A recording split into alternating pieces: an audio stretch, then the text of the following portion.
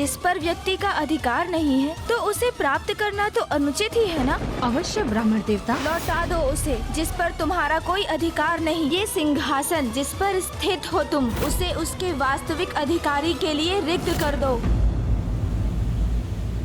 माता सती के विलग होने के पश्चात महादेव तो समाधि में चले गए थे, किंतु सती माता तो थी नहीं। तो महादेव को उनकी अवस्था से कौन निकालने वाला था? माता शैलपुत्री।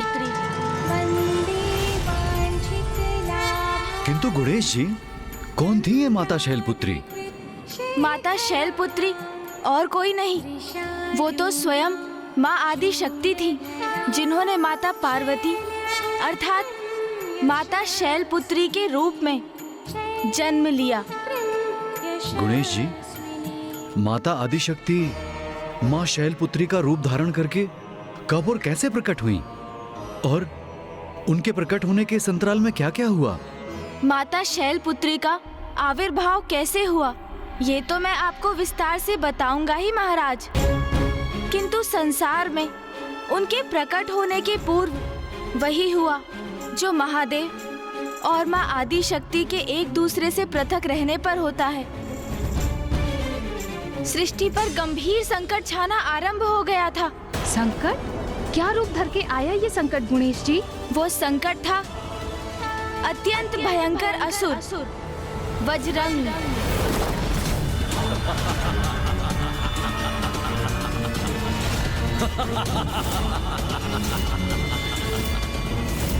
इतना शक्तिशाली असुर जो सृष्टि के लिए संकट बन गया, कौन था ये वज्रंग? असुर वज्रंग और कोई नहीं, देवताओं का ही भ्राता था, और जिसके हृदय में देवताओं के प्रति शत्रु भाव था। वो शत्रु भाव जो उसने अपनी माता से प्राप्त किया था। ऋषि कश्यप की दो प्रमुख पत्नियां थी, माता दिति और माता अदिति। माता अदिति अद्वैतवाद में विश्वास रखती थी, अर्थात वो ईश्वर और स्वयं के अस्तित्व में भेद न मानकर स्वयं को ईश्वर का ही भाग मानती थी, और ईश्वर में अटूट विश्वास रखती थी, जिसके फल स्वरूप उन्हें सदाचारी देवता पुत्र रूप में प्राप्त हुए, अर्थात इंद्रदेव, सूर्यदेव, वायुदेव, वरुण देव और अग्निदेव। ऋषि कश्यप की द्वितीय मुख्य पत्नी माता दिति माता अदिति के विपरीत थी। द्वैत भाव में विश्वास रखती थी वो, अर्थात उनके अनुसार तो उनका अस्तित्व तो ईश्वर से भी परे था, और इसी कारण सांसारिक सुखों के प्रति उनकी प्रबल आसक्ति थी, और इसीलिए उन्होंने धर्म की सत्ता को अस्वीकार करने वाले दुराचारी असुरों को जन्म दिया। उन्हीं की आसुरी संतानों में से एक था महाशक्तिशाली असुर वज्रंग।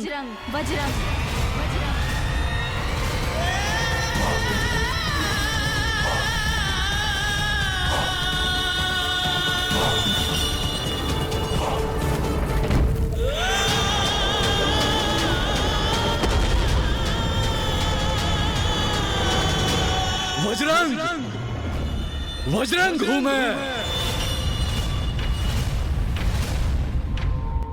अर्थात जहाँ एक ओर ऋषि कश्यप देवताओं के जनक थे, दूसरी ओर अनाचारी असुर भी उन्हीं के संतान थे।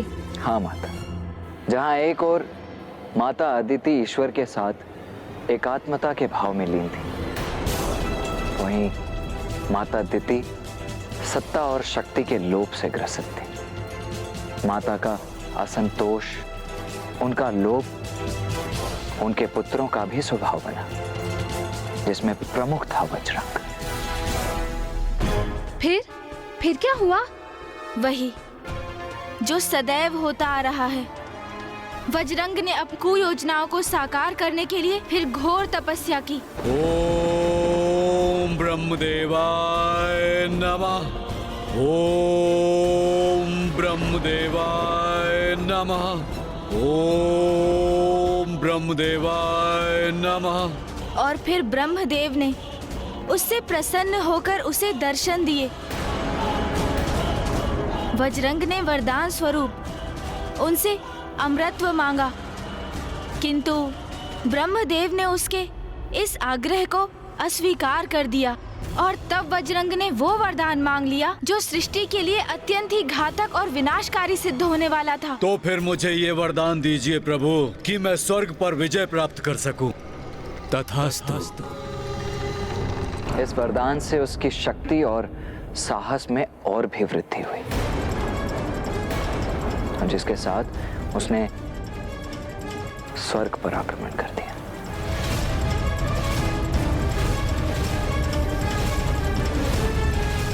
तुम अपनी शक्ति का दुरुपयोग कर रहे हो वज्रंग, किंतु मुझे ज्ञात नहीं तुम ऐसा क्यों कर रहे हो। तुम माता अदिति के पुत्र हो, हम एक ही पिता की संतान हैं। फिर तुम ये कैसे भूल सकते हो कि हम भ्राता हैं। और अब मैं अपने भ्राता से उसका स्वर्ग छीन रहा हूँ। आज से ये स्वर्ग मेरा हुआ। आज से तुम सभी देवता कारावास में मेरे बंदी बनकर रहोगे।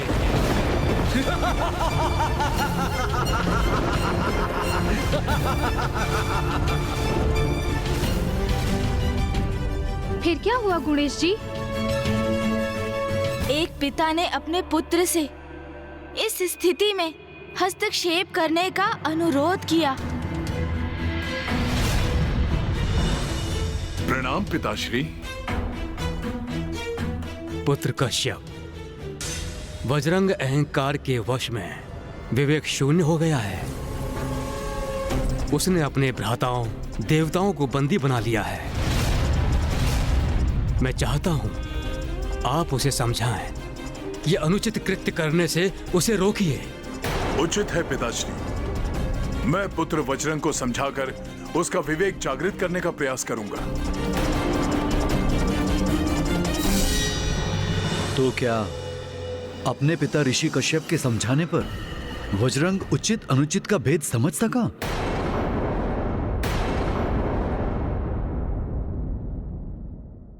महाराज, यदि कोई व्यक्ति अपने उचित मार्ग से भटक जाता है तो उसकी बुद्धि भ्रष्ट हो जाती है। फिर वो अपने शुभ चिंतकों को भी अपना शत्रु मान लेता है और उचित सुझाव को भी स्वीकार नहीं करता। ऐसी अवस्था में उसके माता पिता ही उसे सन्मार्ग पर लाने का अंतिम उपाय बनते हैं।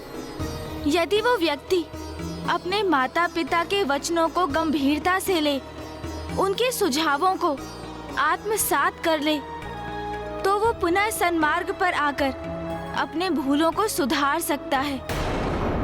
इसी विचार से एक पिता अपने पुत्र को समझाने गए। पुत्र वज्रंग,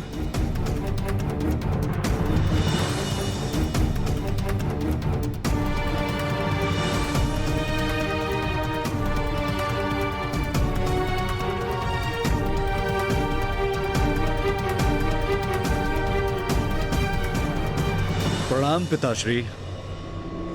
मेरे नवीन निवास स्वर्ग में आपका स्वागत है। और माताश्री क्यों नहीं आई? वो अपने पुत्र को इंद्र के सिंहासन पर स्थित देख अति आनंदित होती हैं। तुमने सर्वथा उचित ही कहा पुत्र। उचित कहा कि जिस सिंहासन पर तुम अपना अधिकार जता रहे हो वो वास्तव में इंद्रदेव का आसन है। नहीं नहीं पिताश्री, मेरा अर्थ था कि अब ये इंद्रदेव का सिंहासन नहीं है। इस पर केवल मेरा अधिकार है। मैंने इस पर विजय प्राप्त कर इस पर अपना अधिकार स्थापित किया है। अच्छा, ये तुमने कैसे किया पुत्र? और कैसे पिताश्री? मैंने इस स्वर्गलोक पर आक्रमण किया और सभी देवताओं को उनके स्थान से हटाकर स्वयं उनकी जगह पर स्थान ग्रहण किया। अर्थात तुमने बल का दुरुपयोग कर देवताओं से उनका स्वर्ग और इंद्रदेव से उनका सिंहासन छीन लिया। मैं तुम्हारा और इंद्रदेव दोनों का पिता हूं। मैंने तुम दोनों भ्राताओं में कोई भेद नहीं किया। आज तुमने अपने अनुचित कृत्य के द्वारा मुझे ऐसा करने पर विवश कर दिया। पुत्र, स्वर्ग देवताओं का है, तुम्हारा नहीं। तुम इस आसन पर स्थित होकर स्वर्ग के अधिपति होने का ढोंग अवश्य कर सकते हो, किंतु वो ढोंग के सिवा और कुछ नहीं है। क्योंकि जो तुम्हारा नहीं है, तुम उसे प्राप्त कर सदैव सुख और संतुष्टि के भाव से वंचित ही रहोगे।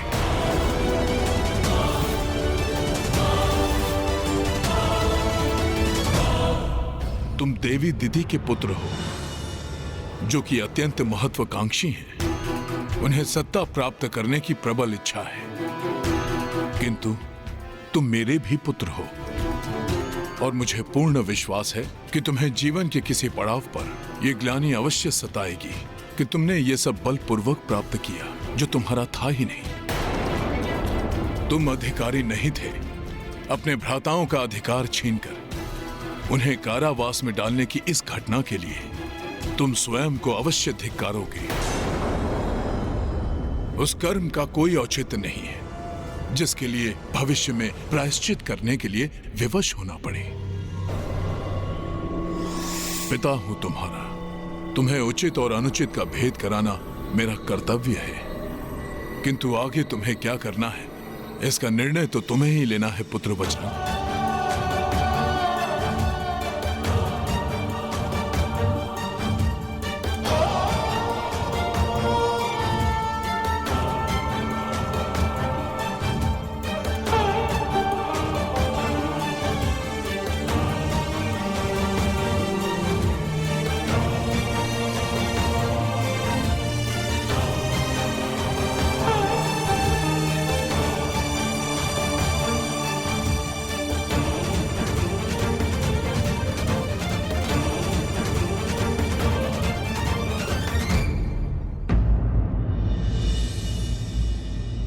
तुम इस आसन पर स्थित होकर स्वर्ग के अधिपति होने का ढोंग अवश्य कर सकते हो, किंतु वो ढोंग के सिवा और कुछ नहीं है। क्योंकि जो तुम्हारा नहीं है, तुम उसे प्राप्त कर सदैव सुख और संतुष्टि के भाव से वंचित ही रहोगे। क्या हुआ महाराज, जो आप इतने गहन विचार में डूब गए? क्या जो कुछ ऋषि कश्यप ने अपने पुत्र वज्रंग से कहा, उससे आप सहमत नहीं है?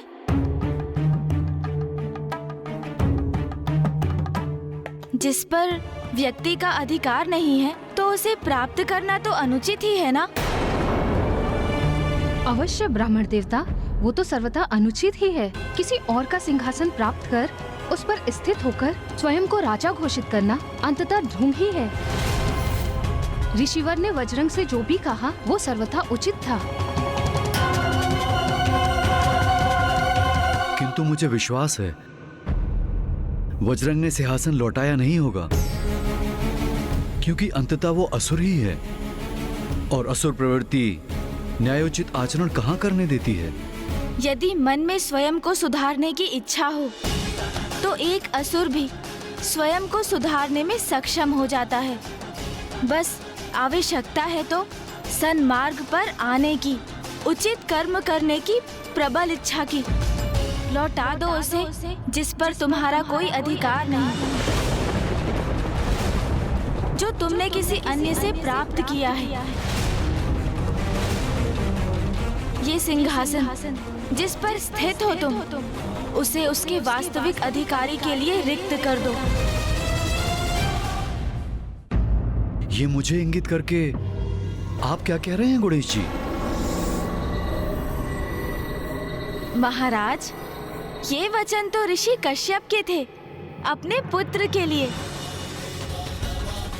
उसकी सद्बुद्धि जागृत करने हेतु ऐसा कहा था उन्होंने।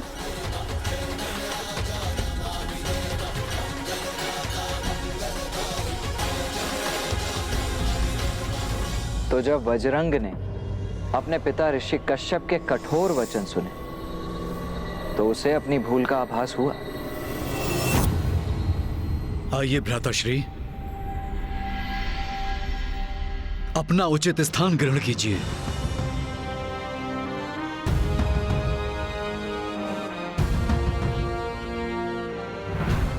भ्राता इंद्र, मुझे क्षमा करें। अपने सिंहासन पर विराजमान होकर अपना कार्यभार पुनः संभालें। मैंने पिताश्री के वचन सुने और मुझे ज्ञात हो गया, जिस सुख को मैंने बल से प्राप्त करने का प्रयास किया वो स्थायी नहीं। स्थायी सुख तो मात्र ईश्वर के जुड़ाव से ही प्राप्त हो सकता है। उसी प्रकार जिस प्रकार माता अदिति ने आपको ईश्वर भक्ति करने का मार्ग दिखाया,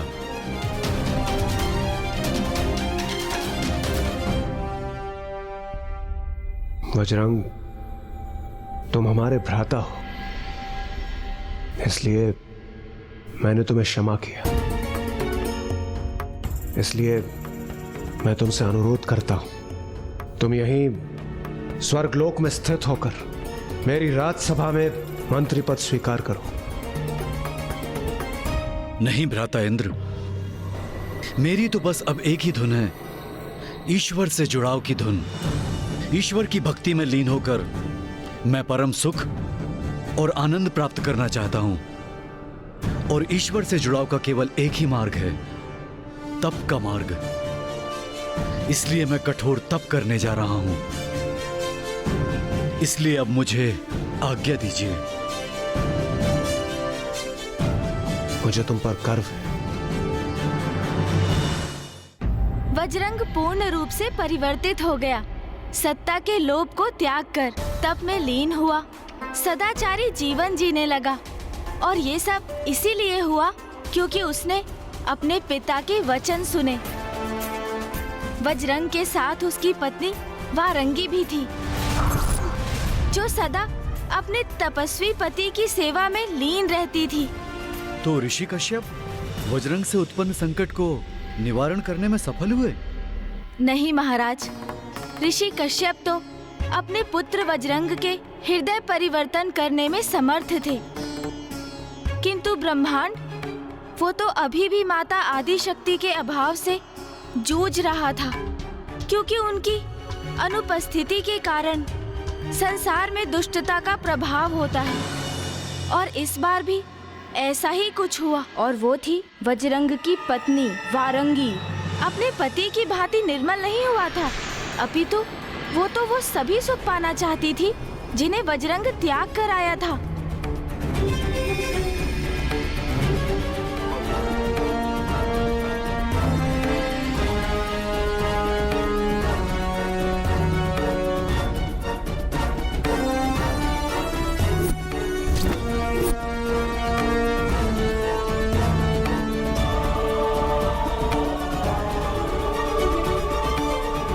देवी वारंगी,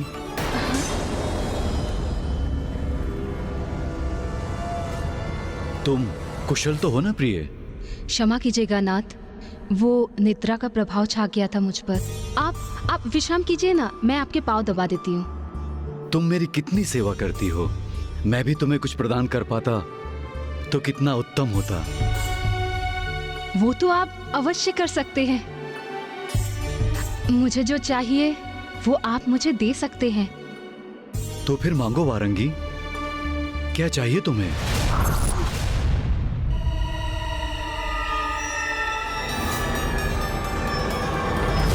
सर्वप्रथम आप मुझे एक वचन दीजिए कि मैं जो भी मांगूंगी वो आप मुझे अवश्य देंगे। मैं तुम्हें वचन देता हूँ।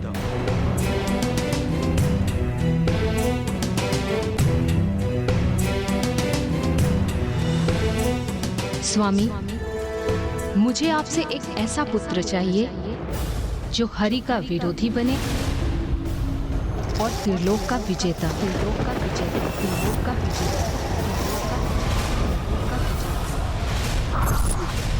वारंगी, तुम्हारे अंतर में अभी तक देवताओं के प्रति द्वेष विद्यमान है, और वो तो सदा रहेगा। आप मुझे वचन दे चुके हैं स्वामी, और अब आपको मुझे ऐसा प्रतापी पुत्र प्रदान करना ही होगा।